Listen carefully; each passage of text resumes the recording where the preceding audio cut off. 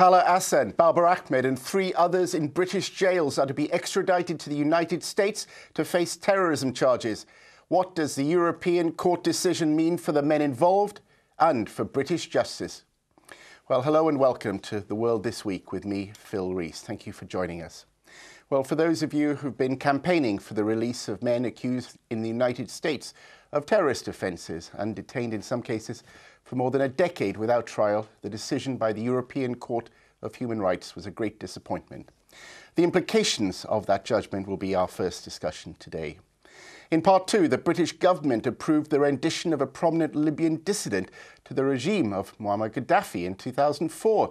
Documents suggest British intelligence officers played an active role in the rendition of Abdul Hakim Belhaj, along with his wife, Fatima Bouchar. That was illegal under British law, of course. So who is policing the spies? And who in government knew? More on that in 25 minutes. But first, the 5 men accused of terrorism in the US had argued that if they were to be extradited, their incarceration in a US maximum security prison and solitary confinement would amount to a violation of their human rights. In its ruling, the court made the point that conditions in some European jails are worse than the so-called Supermax jail in Colorado, where the 5 men are expected to be jailed if found guilty. It was also noted that in the US, they would at least face trial in a federal court. Well, the decision raises several important issues. Will it make it easier to send suspects to the United States without judges getting in the way? And why weren't they charged in Britain if they were suspected of a serious crime? And what are the boundaries of the US's legal jurisdiction? The Blair government signed an Extradition Act, which means that a British citizen who has not broken any British law and may not have even been to the United States could be sent there to face charges in an American court. Well, before we discuss these matters, here's Alex Crutcher. The families and legal teams of men due to be extradited to the United States have hit out against the judgment. Yesterday, the European Court of Human Rights ruled that the UK's decision to send the 5 men accused of terrorism for trial in the United States would not violate their rights as defined under the European Convention. If convicted, each could face life imprisonment and solitary confinement in controversial Supermax prisons, with no hope of parole. In a statement, prominent human rights lawyer Gareth Pearce, representing 4 of the accused, Babar Ahmed, Haroon Rashid Aswat, Said Tala Hassan and Adel Abdul Bari, expressed her dismay at the ruling. The court's judgment does not address at all the burning issue in these cases, and one that has been the focus of intense debate in the UK for the past 6 years. Namely, while in all logic, fairness and practical common sense, are not British citizens whose UK actions are forming the basis of prosecution in the US, and where all of the evidence on which they're being tried was accumulated in its entirety in the UK by UK police, and shipped lock, stock and barrel to US prosecutors, being tried in their own country. Indeed, while the debate over the men's fate has dragged out, they have spent these years behind bars. Babar Ahmed has spent the last 8 years in jail without charge or trial. In an interview with the Independent newspaper, his sister Nazia Ahmed said that far from avoiding justice, her brother was determined to have his day in court and see the evidence against him, something he has been denied for all these years. The case of Babar Ahmed has stirred the public conscience, and an internet petition on his behalf managed to secure a parliamentary debate on the UK's extradition treaty. Home Secretary Theresa May has, however, said that she's delighted by the court's ruling, which also extradites Abu Hamza. Hamza was already convicted by a British court in 2006 on charges of terrorism and inciting racial hatred. Much of the government's and media's attention has focused on this controversial figure, and there is the fear that the other appellants will have their public images tainted by his intensely negative press. The obvious difference, though, is that Hamza has been charged, tried and sentenced through the British courts, something Babar Ahmed and the other appellants have repeatedly asked for, yet now seem destined to be denied. Alex Crutcher there with that report. Well, we have in the studio Hamza Hassan, whose brother Talha is one of the 6 men. Talha is accused in the same case as Babar Ahmed, by the way. Both are held on federal indictments from Connecticut, where a server was based on the computer that they were using at the time. They're charged with conspiracy to support terrorists as a result of what was posted. The allegations do not relate to any events in the UK. We also have Makbul Javed, a human rights lawyer. And then on the phone, Hisham Hisham, the editor of the excellent Ceasefire magazine. Well, at the University of Nottingham, he was arrested after university staff had notified the police after finding a so-called Al-Qaeda training manual on a computer. Well, first of all, if I could start with you, Hamza Hassan. I mean, obviously, it must have been terrible news. What's next? At the moment, we're lodging an appeal at the Grand Chamber of the European Court of Human Rights. Gareth said the European Court swallowed whole a lot of the whole decision was based on the European Court swallowing whole incomplete information about the conditions of extreme isolation and solitary confinement, which the United Nations Special Rapporteur describes as, inhumane and unacceptable, especially for my brother who has Asperger's syndrome, like Gary McKinnon. That's not a fair or just settlement. So we're going to appeal for the right to reply to this incomplete information on which the judgment rested. So, I mean, is there still hope? We always stay hopeful. We know this is a miscarriage of justice. So, not only that, other British citizens, such as Christopher Tappin, Gary McKinnon. Yeah, we're talking about, just so the audience knows, there's an extradition treaty with the United States that Tony Blair signed in 2003, which is a very lopsided treaty, which many people feel is certainly in the interests of the United States and doesn't serve the justice of people in Britain. And Gary McKinnon, a computer expert, 1 or 2 others, as you mentioned, are suffering as well as these people we've heard about today. Yes, I would just like to say how brilliant and courageous and admirable the mothers of Gary McKinnon and also Richard Dyer. Julia Dyer has been fantastic, and I urge every British Muslim to also, as British citizens, to support these cases too. Because he's been, for example, I mean, it's so unrelated to terrorism. It's purely to do, I think, with downloading certain copyrighted material, isn't it, in the case of Dyer. So there are a whole series of people who might be falling under this act now, and it's not simply the people we're hearing about today. But let's just finally, I mean, it seems to many of us, and indeed me, preposterous, that your brother should even be in jail now. Azam.com was a website that he was involved in. I mean, what are they saying about that? I mean, it posted news from groups that the United States defined as terrorists, didn't it? I mean, I think that that's one thing that it did. But as a journalist, I would have thought that would be part of the information we need in this world. I mean, Talha still hasn't had his, he hasn't had a trial. So he still hasn't had his fair day in court to actually, define what he actually did or what his involvement is. And that's what we'd like to be settled. Michael, is there something sort of Orwellian about all this? I mean, it seems quite absurd. It is absurd when you think that there are people, these individuals have been locked up without charge for so long, 8 years in Babar's case, and with Talha slightly less, but with Adil Abdul Bari 12 years, and Khalid Fawaz 12 years as well. There are people who've been locked up for this length of time without any charge whatsoever. They haven't been questioned. They have a brief sketch of what it is that the allegations are against them, but no one's actually, questioned them and given them an opportunity to answer. So it is Orwellian. It's quite extraordinary that in modern times you can have a British citizen locked up for so long and non-British citizens locked up for that long as well. And you touch on the European Court decision.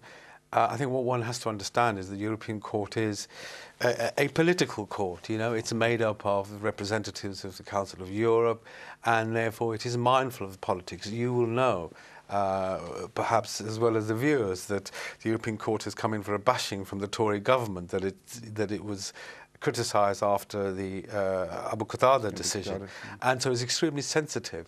Would it ever have made a ruling that the conditions in the US penal system were such that they amounted, as has been said, to inhumane treatment, as the UN Special Rapporteur on Torture said. I don't think so.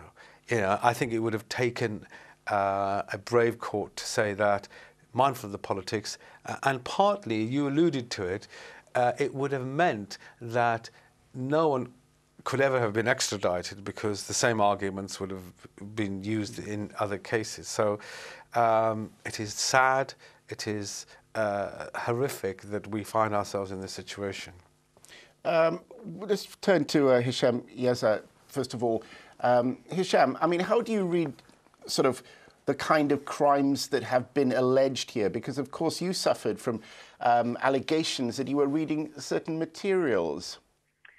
Yes. First, thank you for having me on. The true matter, for me personally, the story and the absurd judgment that has been released this week is to me extremely chilling, because literally I could be in the same position, or I could have been in the same position, had I been arrested a year or 2 years after I had been, because the offence, or rather the document and the offence for which I had been arrested, which was the research material, the Al-Qaeda training manual that was publicly available, downloaded from the United States Department of Justice website by my friend Rizwan Sabir, who was using it for his research, for his PhD proposal, and with which I was helping. That particular document and that particular offence wasn't, at the time of my arrest, something that they could have charged me with. But apparently, from legal sources that we had consulted afterwards, had this scenario happened today, I would basically pretty much be in the same position as Babar and others. And it's chilling to me that we've moved so far down this slippery slope, and it's extremely worrying to me. Although I have to say, not very surprising, because what we have is a combination of two things. On the one hand, the arrogance, there's no other word for it, the arrogance of the United States, in that it thinks it can get away with anything because it has ultimately the power to do so. So it tells everyone else what is terrorism and what isn't, and it gives itself the right to be judge and jury and to exempt itself from all the rules that it wants everyone else to abide by. For instance, the International Criminal Court, it doesn't want to be part of it, but wants everyone else to abide by it. And just this week, we had from the United States, the country that's trying to get these men who have never been charged with anything to come to the United States to be judged for terrorism, just for running a website. This very government, this United States government, has been revealed this week. And for instance, the New Yorker, the very Pulitzer-winning journalist Seymour Hersh, has just written an excellent piece, which I urge everyone to go and read online, about how the United States is actually training on its ground the members of the MEK, the Mujahideen Khalq, which is the opposition guerrilla group, terrorist group against the government in Iran, which is on its own list of terrorist groups. So we have this arrogance and hypocrisy on the United States part, and we have cowardice on our government's part. The British government has done very little. If anything, it helped the United States and colluded with this massive act of injustice. And I would like to end my this comment basically by saying we have to include a note of self-criticism here, which is addressed to us as a Muslim community in Britain, because this, in a way, indicates what can happen when a community that doesn't really do enough to try and sort of stand up for itself. And I hope this is a wake-up call for everyone, because believe you me, this could be you.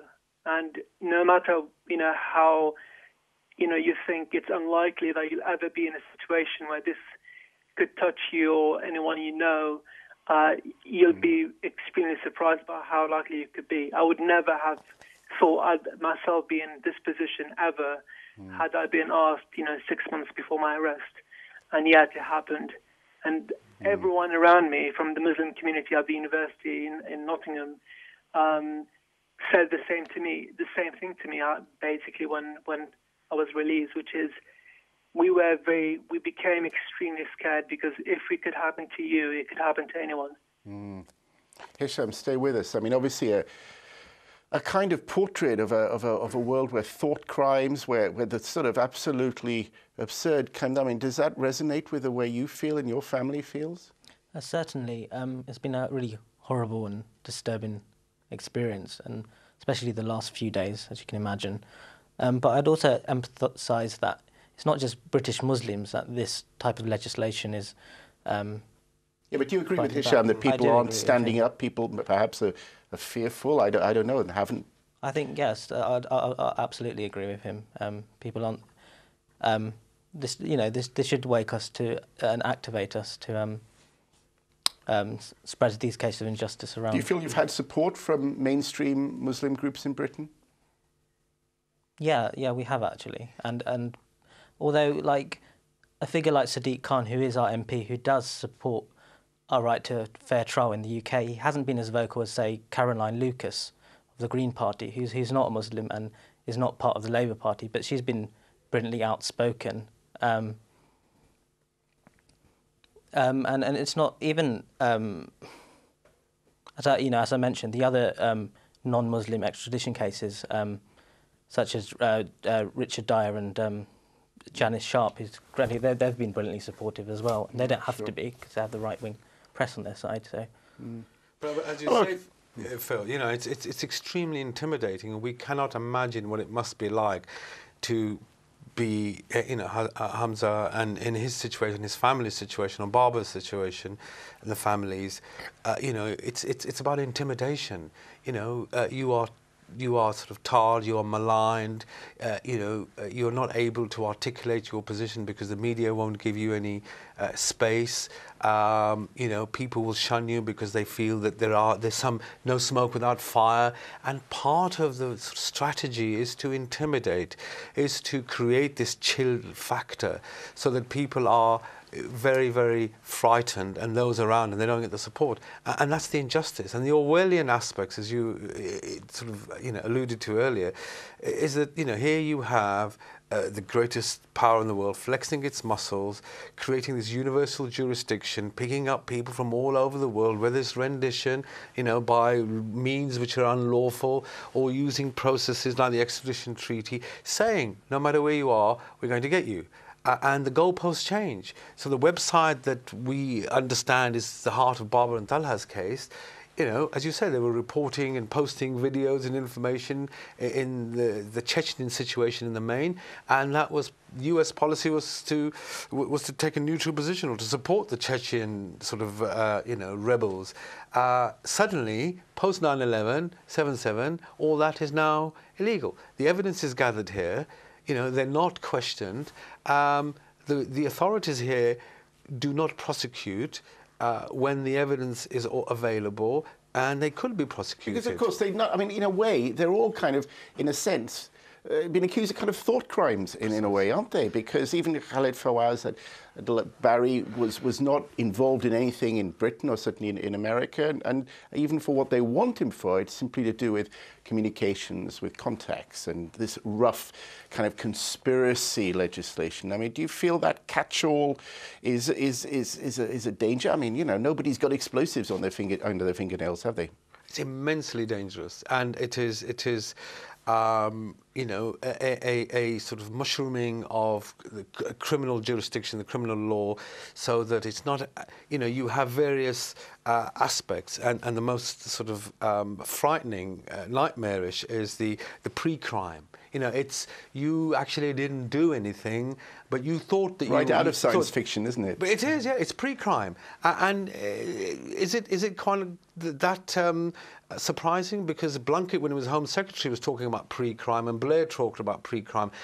It's not people who actually do it, but people who may have thought about doing it. And these are cases where a signal is being sent that you know, just thinking about opposition, it's about criminalizing dissent. It's if you dare to stand up and say, we think this is unjust, this is against human rights, it is wrong, then you will find yourself in a situation, possibly, where you are, you know, locked up for 8 years or 12 years, irrespective of whether you're a British citizen or not. And it cannot be right. Hisham, yes, I mean, interestingly, you know, you mentioned earlier about the Mujahideen al-Haq in their training grounds in Nevada, yet listed in Seymour Hersh's article that you spoke about, and that yet listed as a terrorist organization in the United States. I mean, some have even pointed out to me that Adel Abdul Bari, whom I met, by the way, in 1997, 98, before his arrest, was linked to the Muslim Brotherhood in Egypt, and he might actually have been released from jail now, had he been jailed under the Mubarak regime. I mean, do you see a kind of a weakness in the whole definition of what is a terrorist, especially when, of course, Britain is supporting groups in Libya and now Syria that is challenging the regime, yet if those very people fulfill the exact definition of a terrorist that applies under the swathes of British legislation? Yeah, of course. I mean, let's be realistic here. The definition of a terrorist is basically the powerful decides what that means, and everyone else has to accept it, whether they like it or not. And that's the world we live in.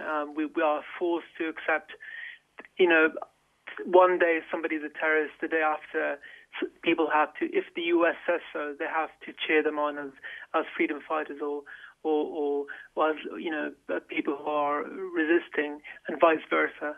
And this is, you know, we can, there's always attempts to try and portray this as some sort of objective, neutral attempt at describing a particular activity, but it doesn't mean much. I mean, it's all politically motivated, and everyone knows it.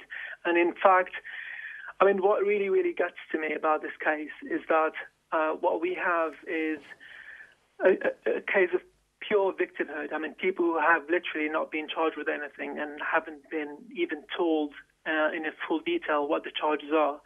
And in any other context, this would be you know, there'll be people in the street marching against this because people will think this could happen to me. But because we're dealing here mostly with people who, you know, let's be fair, people are thinking are different from us. There hasn't been the popular outrage that really ought to happen. There's a philosopher, Etienne Balibar, came up with the concept of impure victims. In other words, victims who are victims, and yet, because they are seen as tainted by this brush of terrorism, people are too scared to come to their aid.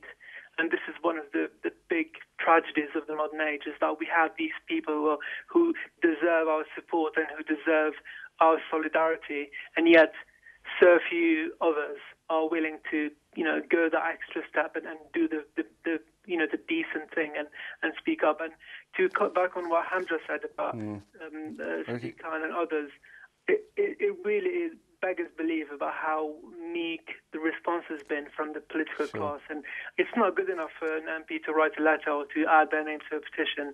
This is way beyond this. It really is a case of people have to say, enough is enough. We have to, you know, I think people really should take up. Yeah. Your words are very powerful, but I'm afraid we have to wrap up. We're running out of time there. So thank you so much for joining us. I just wish, obviously, to Hamza here, I'm sure the best of all our viewers at the Islam Channel and everyone taking part here, that hope that we get some good news. So thank you. And thank you all for joining us. Well, we're coming to a short break. In part two, so the British spies were involved in illegal rendition of suspects, and apparently the government knew about it. Well, the government also lied to us. Well, we'll find out what that was all about more in a few minutes. Stay with us, please.